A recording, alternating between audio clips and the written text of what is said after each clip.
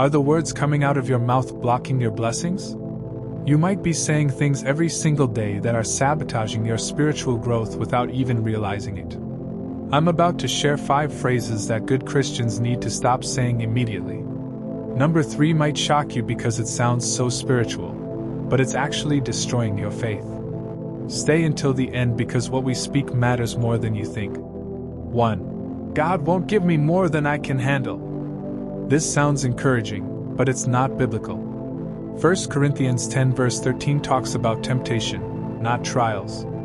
The truth is, God absolutely will allow situations in your life that are more than you can handle. Why? So you'll learn to depend on Him and not yourself. When you keep saying this phrase, you're declaring self-sufficiency instead of God-dependence. You're setting yourself up for disappointment when life gets overwhelming, and you'll wonder where God is. Stop saying this and start saying, God is my strength when I am weak. 2. I'm just waiting on God. Now, before you come for me, let me explain. Waiting on God is biblical, but too often we use this phrase as an excuse for laziness and lack of action. God gave you gifts, talents, and abilities. He's already told you to go make disciples, to love your neighbor, to work as unto the Lord. You don't need another sign to start doing what He's already commanded. Stop using waiting on God as a spiritual sounding way to avoid stepping out in faith. God moves when you move. Faith without works is dead. 3. Everything happens for a reason. This is the one that sounds so spiritual but is actually dangerous. Not everything that happens is God's will. Sin happens. Evil happens. Bad choices happen.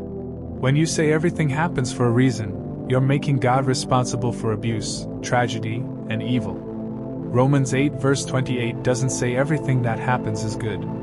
It says God can work all things together for good for those who love Him. There's a huge difference. Stop saying this phrase because it keeps you passive in spiritual warfare and confused about God's true character. 4. God told me.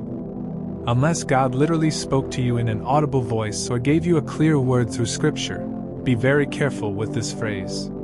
Too many Christians are using God told me to manipulate situations, control other people, or justify their own desires. When you constantly say, God told me, about every decision, you're diminishing the weight of when God actually does speak. You're also setting yourself up to blame God when things don't work out.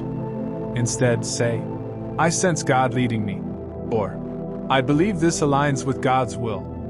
Leave room for humility and correction. 5. I'll pray about it. We've all done this.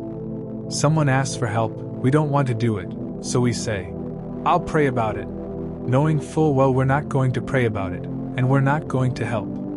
This phrase has become Christian code for no, and we need to stop it. It's dishonest, it damages trust, and it makes prayer seem like an excuse rather than a powerful tool. If you mean no, say no. If you genuinely need to pray, then actually pray and get back to them. Your words should mean something. Let your yes be yes and your no be no. Listen, I know some of these hit hard. I've been guilty of saying every single one of these phrases at some point in my walk. But here's the truth, our words have power. Proverbs 18 verse 21 says death and life are in the power of the tongue. What you're speaking is either building your faith or breaking it down. It's either drawing you closer to God or creating distance. It's time to examine not just what we do as Christians, but what we say. If this message convicted you today, I want you to do 3 things. First, drop a comment below and tell me which phrase you've been guilty of saying. Be honest.